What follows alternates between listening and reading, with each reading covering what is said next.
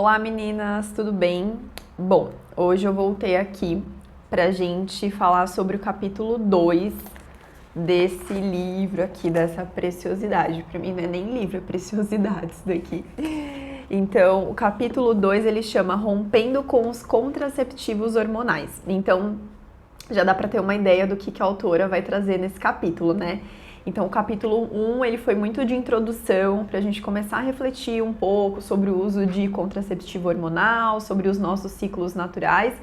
E aqui no 2 ela já vem com tudo mesmo, mostrando os efeitos negativos, né, os efeitos contralaterais do uso dos contraceptivos, tá? Bom, então eu vou começar lendo aqui os primeiros 2 parágrafos do capítulo, tá? Então ela começa assim: estamos num momento estranho para a saúde da mulher, onde consideramos que está tudo bem e é normal administrar rotineiramente um medicamento para suprimir os hormônios de milhões e milhões de mulheres e meninas. O que estamos fazendo? Por que deveríamos desligar todo o sistema hormonal de uma mulher apenas para realizar a simples tarefa de prevenir a gravidez? A fertilidade é uma expressão de saúde, não uma doença a ser tratada com medicamentos. Então daí a gente já pode ver o que a gente pode esperar desse capítulo, né? Bom, aí ela reforça, logo após essa introdução, ela dá um reforço de uma coisa que eu já trouxe no capítulo 1, que ela já trouxe no capítulo 1, que é o sangramento da pílula, não é menstruação, né?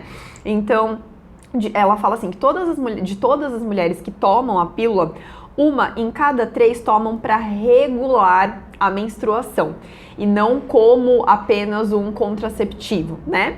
Então, a contracepção hormonal, ela fala que ela pode, sim, suprimir alguns sintomas do ciclo menstrual, mas ela não pode te dar a menstruação, que é algo fisiológico e super importante para a sua saúde, né? Então, o sangramento da pílula, ela não é menstruação, esse sangramento ele não é menstruação, porque eles não equivalem em nenhum sentido ao ciclo dos seus próprios hormônios, né? Então, o sangramento da pílula, ele é induzido farmaceuticamente e arbitrariamente coordenado em um padrão ali de 28 dias para reassegurar de que o seu corpo está fazendo algo natural, mas que não é natural, né? Então, ter um sangramento ocasional ali da pílula, ele é necessário sim para prevenir um sangramento de escape, mas ele não precisa ser mensal, né? O sangramento da pílula, ele poderia ocorrer facilmente a cada 56 dias, 83 dias, ela fala assim, ou qualquer número de dias que você desejasse, né? Então não seria necessário que esse sangue da pílula, né, devido à ingestão de pílula, viesse mensalmente, né? Aí eu vou ler mais um trecho aqui do livro. Não há razão médica para sangrar mensalmente devido ao uso de contraceptivo hormonal. Então, por que fazer isso? Tudo começou na década de 50, quando a pílula foi inventada. Ela foi inventada como contracepção, mas a contracepção ainda não era legal. Então, em vez disso, a pílula foi prescrita para aparentemente tratar distúrbios femininos e regular a menstruação, né? Então, a regular era um eufemismo estranho que apenas significava ter a sua menstruação e não estar grávida, né? E toda coisa de normalizar o ciclo menstrual começou com uma história para dar uma cobertura, então uma contracepção que naquela época não era legalizado, não era legal, né?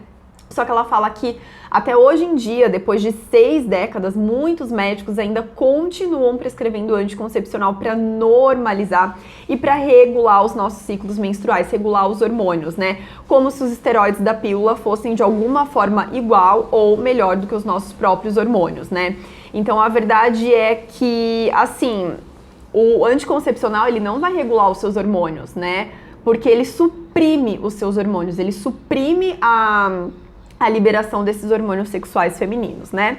Então, as pílulas, elas não são hormônios, né? Então, os nossos hormônios ovarianos, eles são o estradiol e a progesterona, e eles têm muitos benefícios para a nossa saúde, desde a reprodução, obviamente, mas também para o nosso humor, para os ossos, para a tireoide, para os músculos, para o nosso metabolismo, né? E esses hormônios, eles são hormônios humanos essenciais para a fisiologia humana, né? Já os hormônios que a gente encontra nos contraceptivos hormonais, né? Então são drogas esteroides, e aí ele cita aqui o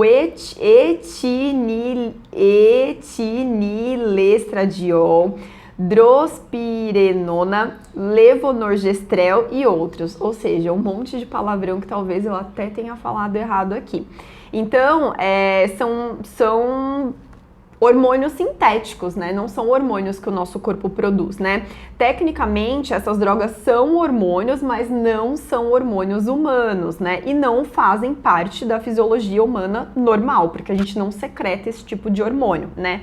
Então, só frisando e reforçando, que é uma coisa que ela também faz aqui no livro, não há progesterona nos contraceptivos hormonais. Então lembra que a progesterona é um hormônio super importante para a nossa saúde, mas nos contraceptivos hormonais a gente não tem progesterona, a gente só secreta a progesterona quando a gente está ovulando, né? Que não acontece quando você toma o anticoncepcional. Bom, então ela fala que uma das drogas esteroides mais comuns é o levonorgestrel, né? Que é usado em muitos contraceptivos orais e implantes, no Dilmirena e até na pílula do dia seguinte, tá? Esse levonorgestrel é meio que semelhante à progesterona, então ele é considerado uma progestina, tá? A progestina vão ser as drogas que se assemelham à progesterona, mas não é igual à progesterona. É meio que parecido, mas não é igual, tá?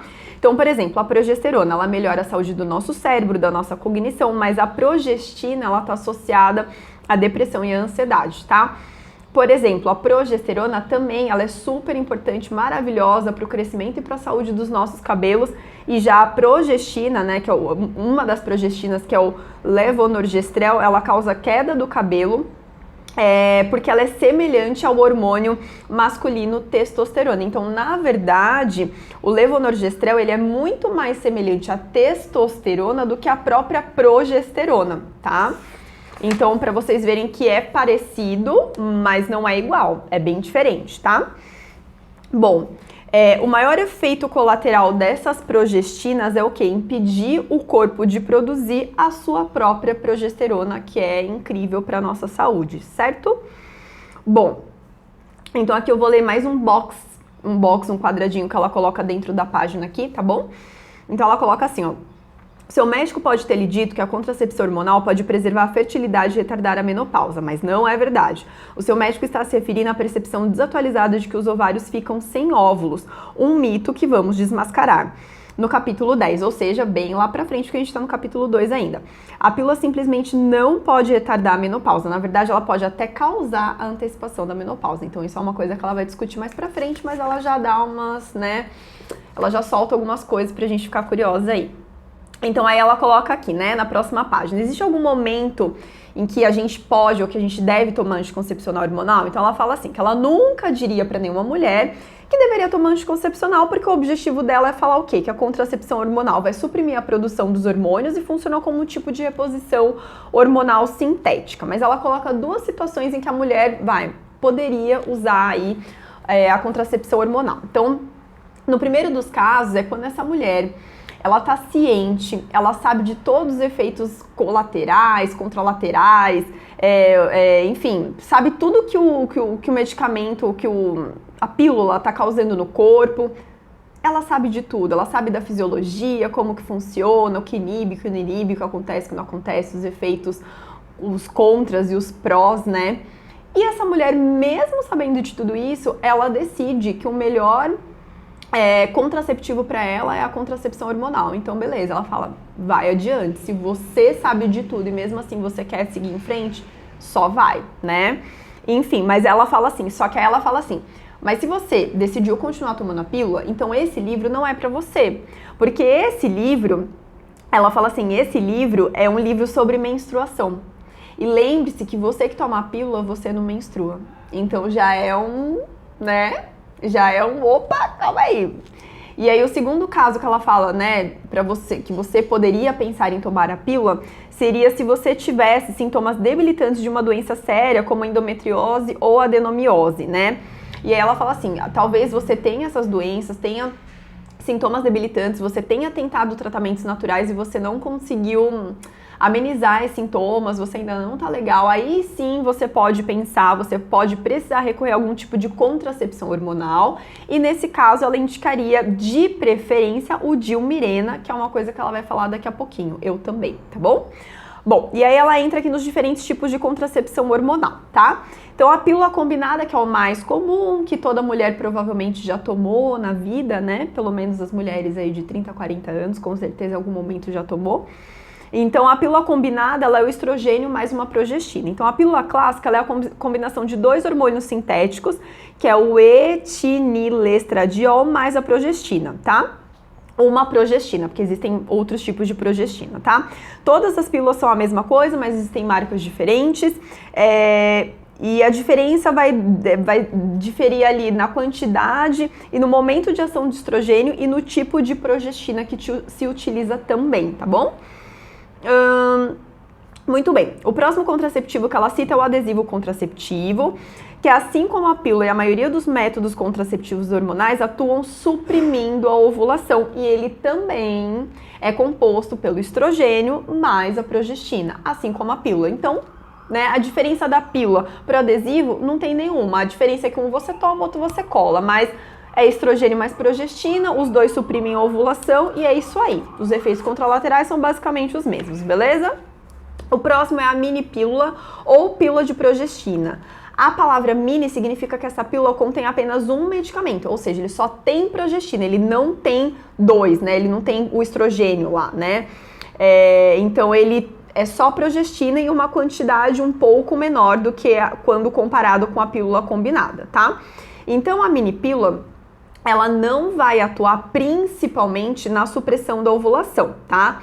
Mas ela vai atuar afinando o revestimento ali do útero e prejudicando o fluido cervical, mas ela suprime inadvertidamente a ovulação na maioria dos ciclos. Então a pílula, ela corta a sua ovulação todos os ciclos. A mini pílula, ela vai cortar a sua ovulação na maioria dos ciclos, mas vai ter alguns ciclos que você vai ovular aí, tá bom? Bom, a mini pílula ainda tem muitos dos mesmos efeitos colaterais da pílula combinada, porque as progestinas, elas causam efeitos colaterais, tá bom? Então, basicamente, não muda tanta coisa assim. Os implantes de braço são outro tipo de método anticoncepcional só de progestina também. Como a mini pílula, eles funcionam principalmente afinando o revestimento do útero, prejudicando o fluido cervical e também suprime alguns, né, a maioria ali dos ciclos, né? Os implantes também podem causar ganho de peso e sangramento irregular. A injeção também, a injeção também é somente de progestina, tá? A injeção, ela fornece uma alta dose de progestina, que suprime completamente o estrogênio e a progesterona, tá? Efeitos colaterais aí, ganho de peso aparentemente imparável e perda óssea temporária, e também eles falam aí um certo aumento no risco de câncer de mama. Bom, aí ela fala aqui dos dispositivos intrauterinos e eu vou falar do Mirena, que é o mais conhecido, que todas as mulheres já ouviram falar, enfim, muitas utilizam também. Então, o Mirena é um dispositivo intrauterino DIU, né, que libera uma pequena quantidade de progestina, levonorgestrel no útero. Ela atua principalmente também afinando o revestimento uterino e prejudicando o fluido cervical. Como outros métodos, né, só de progestina, ela também suprime inadvertidamente a ovulação, mas não com tanta frequência. Então, o DIU hormonal, né, então vamos pensar aí no Mirena, ele suprime a ovulação em 85% dos ciclos no primeiro ano de uso. A partir do segundo ano de uso, o DIU ele vai suprimir a ovulação em apenas 15% dos ciclos, ou seja, praticamente você vai ovular a maioria dos ciclos e ele vai suprimir pouquinho essa ovulação, tá certo? Então, visto que o Mirena não suprime completamente a ovulação, como por exemplo, a pílula, né? Considerando o menos prejudicial de todos os métodos contraceptivos hormonais, então por isso que ele é considerado menos prejudicial, porque ele deixa você ovular. E se você ovula, você libera os hormônios, principalmente a progesterona, beleza? Bom, dito isso, ela ainda é uma droga com progestina, né? E o DIU hormonal, ele foi sim associado à depressão e ele pode reduzir a capacidade da mulher de lidar com o estresse. Então, do lado positivo, o Mirena, ele tem o benefício de reduzir o fluxo menstrual em 90%, ou seja, então ele é muito bacana para tratar problemas menstruais graves, como a menorragia, adenomiose e até endometriose. Então, muitas mulheres acabam optando, né, a médica acaba optando pelo uso do DIU, Mirena, justamente porque reduz bastante esse fluxo, tem muita mulher que sofre com isso, tá bom? Bom, e aí ela abre uma outra caixinha falando assim: o Dilmirena, ele interrompe a menstruação em algumas mulheres, o que, claro, levanta a questão: você precisa menstruar? Não, você não precisa de um sangramento menstrual em si, então você não precisa do sangue em si. E certamente você não precisa de um sangramento de pílula. O sangramento de pílula que a gente fala seria até quando você coloca o DIU, né? Porque tá tendo aquela liberação da progestina lá e tudo mais. Então, não é da menstruação em si que você precisa, mas você precisa de hormônios ovarianos, você precisa de hormônio que o seu ovário secreta. E isso só vai acontecer quando você tem um ciclo menstrual natural, né? E um ciclo menstrual é a única forma de você produzir, ou seja, você ovular ali, né? Ter um ciclo normal, que é o que não acontece quando você toma pílula, certo? Então, o Dilmirena, ela fala assim, o Dilmirena é o único que suprime o sangramento, mas permite a ovulação e os hormônios. Então, ele tira o seu sangramento, mas ele permite você ovular e permite você liberar os seus hormônios. Portanto, se supressão menstrual é o seu objetivo, então o Dilmirena é a sua única opção razoável. E aí ela abre outra caixinha assim, ó. Com a maioria dos métodos anticoncepcionais hormonais, você sangra, mas você não tem ciclo, ou seja, você não ovula. Já com o Dilmirena é o contrário. Você não sangra, mas você cicla, ou seja, você tem ciclo, você ovula e libera hormônio. Beleza? Beleza. Aí ela entra aqui nos riscos e efeitos colaterais da contracepção hormonal. Então, o primeiro é o câncer, né? Então, ela fala que a contracepção hormonal aumenta ligeiramente o risco de câncer de mama. Isso é verdade para todos os métodos, mesmo que sejam modernos, incluindo pílulas de baixa dosagem, implantes e de hormonal, tá bom? De um outro lado, né, pelo lado positivo, a pílula vai reduzir o risco de câncer coloretal, ovariano e uterino. E a proteção contra o câncer uterino é muito importante se você tem síndrome do ovário policístico e, portanto, você tem um maior risco de desenvolver esse tipo de câncer, né, o câncer de útero. Mas ela fala que existem opções muito melhores para você evitar, prevenir esse câncer uterino que não o contraceptivo hormonal, né? E essas formas de você evitar o câncer uterino incluiria reverter a sua síndrome do ovário policístico de maneira natural e tomar progesterona natural para proteger o revestimento do seu útero. Bom, um outro efeito contralateral aqui do uso dos contraceptivos hormonais seriam os coágulos de sangue, né? Então, todo método contraceptivo hormonal traz um risco de coágulo de sangue. Esse risco de formar coágulo é pequeno, tá? Mas ele aumenta significativamente se você fuma, que é algo que você não deveria fazer se você toma anticoncepcional, se você toma contracepção hormonal. Beleza? Bom, provavelmente a pílula não vai te causar câncer ou coágulo sanguíneo. No entanto, é mais provável que você tenha um ou mais desses efeitos colaterais considerados menores, mas não menos importantes, digamos assim, né? Que seria o que? A depressão, a perda de libido, queda de cabelo e ganho de peso. E ela fala assim, os chamados efeitos colaterais menores são tão comuns nas mulheres que tomam, né? Que são a regra e não a exceção. Bom, a depressão. Então, sabe-se também, existem muitos estudos que mostram que os contraceptivos hormonais, eles afetam o humor, tá? Então, teve uma pesquisa em outubro de 2016, realizada por uma revista aí super importante da psiquiatria, que divulgou um estudo chamado Associação da Contracepção Hormonal com Depressão. E nesse estudo, eles acompanharam 1 milhão de mulheres ao longo de 13 anos, e eles descobriram que meninas e mulheres que usavam anticoncepcionais hormonais têm uma probabilidade muito maior de serem diagnosticadas com depressão. E o risco era bem maior para adolescentes que utilizavam métodos exclusivamente de progestina, como, por exemplo, implante ou Dilmirena. Um outro estudo acompanhado, né, realizado por esse mesmo grupo aí que eu falei, descobriu que mulheres tomando anticoncepcionais hormonais tinham um triplo de risco de suicídio. Uma outra neurocientista, em 2015, descobriu que mulheres que tomam anticoncepcionais hormonais têm cérebros alterados em comparação com mulheres que têm ciclos naturais. E teve uma professora aqui da Austrália que falou: o início da depressão pode acontecer dentro de um dia após tomar a pílula ou dentro de um ano após você começar a tomar a pílula. Então as mulheres muitas vezes se culpam de se sentirem deprimidas, mas esquecem de considerar o efeito do hormônio que elas estão tomando diariamente. Então se você toma a pílula e se você sofre de depressão, não tô falando que a sua depressão é por causa da pílula, mas é importante você saber que pode ser uma causa. A depressão tem diversas causas, né? A gente pode já falar até deficiência aí de algumas vitaminas também, né? Por isso que é importante fazer um check-up, ir no médico de exame de sangue, né? Numa Nutri, dar uma olhada, porque tem questões de vitaminas também, deficiências de vitaminas que levam à depressão. Mas o uso de anticoncepcional também é uma coisa que deve sim ser levada em consideração também. Então observa, quando que começou a sua depressão? Quando começou seus sinais depressivos? Foi depois do uso da pílula, né? Então é uma coisa pra gente se atentar também. Outra questão é a perda de libido ou desejo sexual. Então, a contracepção hormonal, ela vai suprimir a testosterona que é necessária para o libido, vai causar secura vaginal e leva você a um risco de contrair uma doença chamada vaginismo, que torna o sexo bem doloroso, bem difícil, tá? Queda de cabelo. Então, algumas progestinas, elas causam queda de cabelo porque tem um alto nível de andrógeno, que significa que são muito semelhantes à testosterona.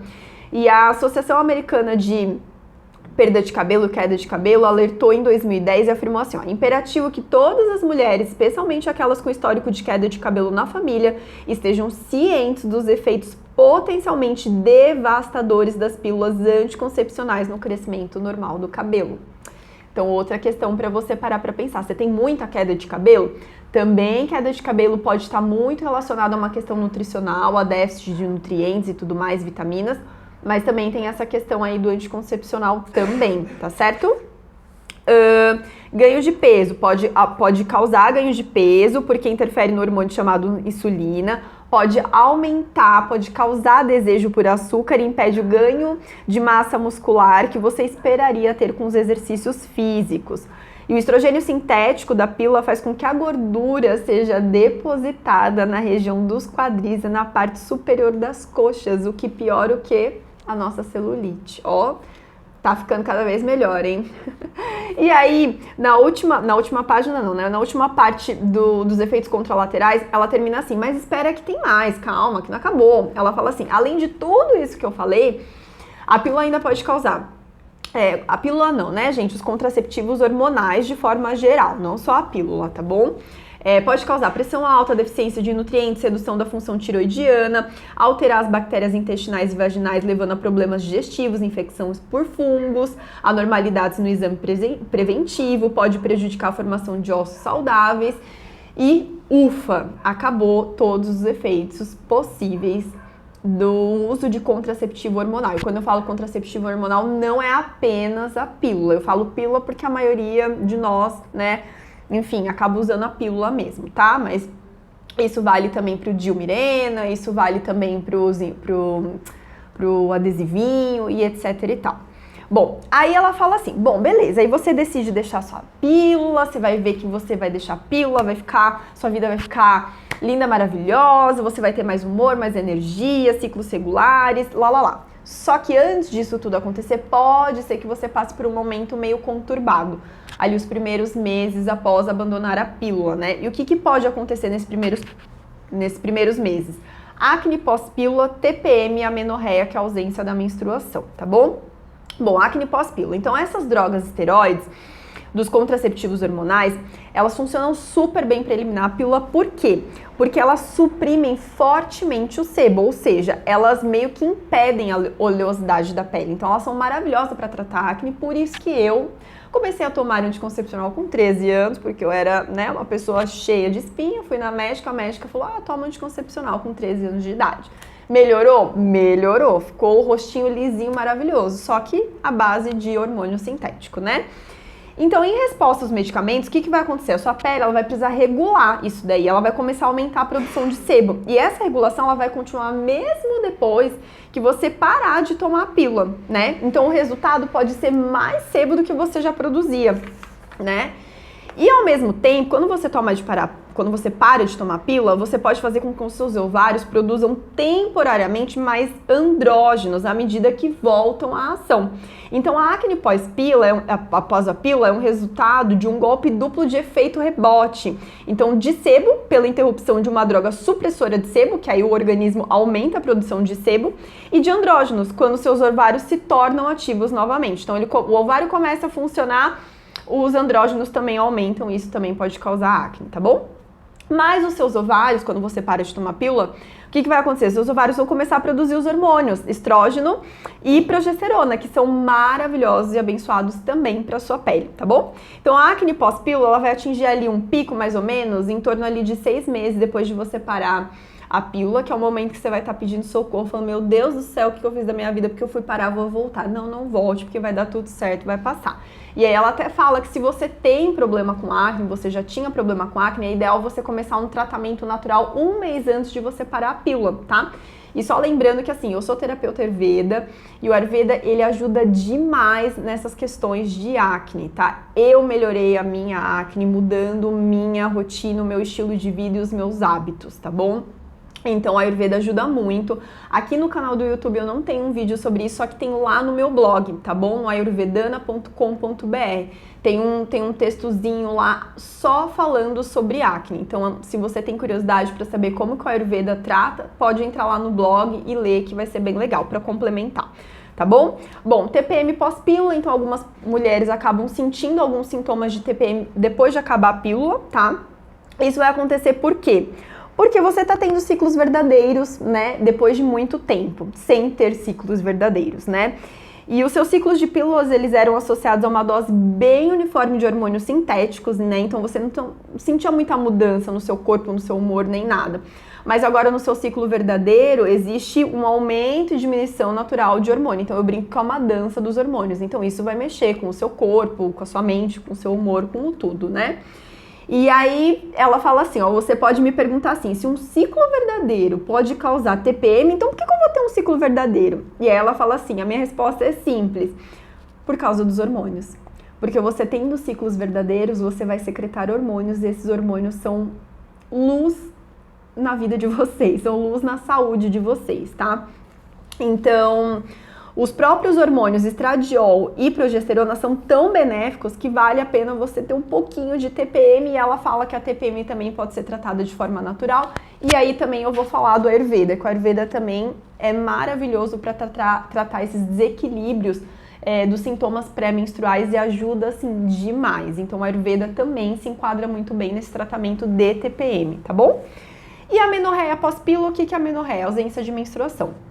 Então pode ser que quando você pare a pílula, não venha a menstruação para você imediatamente. Pode ser que você fique alguns meses ali sem menstruar, tá? Aí tem 2 casos. Pode ser que a sua menstruação já era irregular antes da pílula e aí você tem que voltar e buscar uma avaliação, um tratamento para tentar entender o porquê que a sua menstruação era irregular, né? E tentar regular. E beleza, ou pode ser que você tinha uma menstruação regular, começou com a pílula, parou a pílula e aí a menstruação ficou regular. E aí ela fala assim, que pode ser que você esteja sofrendo de amenorreia pós-pílula, que é síndrome pós-pílula, ou de síndrome do ovário policístico pós-pílula, que é uma coisa que ela também vai discutir lá no capítulo 7, que é bem mais pra frente, a gente ainda tá no 2, tá bom?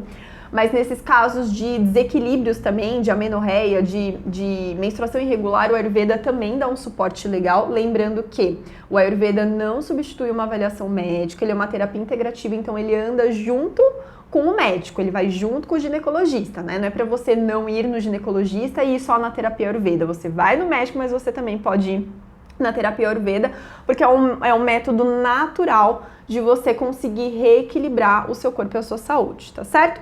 E aí ela termina aqui o capítulo fechando, falando assim que você vai voltar a menstruar de maneira natural, talvez não de uma forma, né, não imediatamente, mas que a menstruação é muito boa porque ela vai fornecer pistas e detalhes da sua saúde no geral e que isso vai ser muito bom e tudo mais. E aí ela já fala o que ela vai abordar no capítulo seguinte. Ela fala assim, provavelmente você vai precisar de um método alternativo de contracepção não hormonal. E é isso que ela vai abordar no próximo capítulo. Então ela vai trazer métodos e opções e para você escolher, para você conhecer também métodos contraceptivos não hormonais, que é o que ela vai falar no capítulo 3. Então é muita informação, é muita coisa, então senta, digere tudo, pense em tudo, reflete em tudo que teve nesse capítulo. E eu espero vocês no capítulo 3, tá bom, gente? Um beijo e até mais!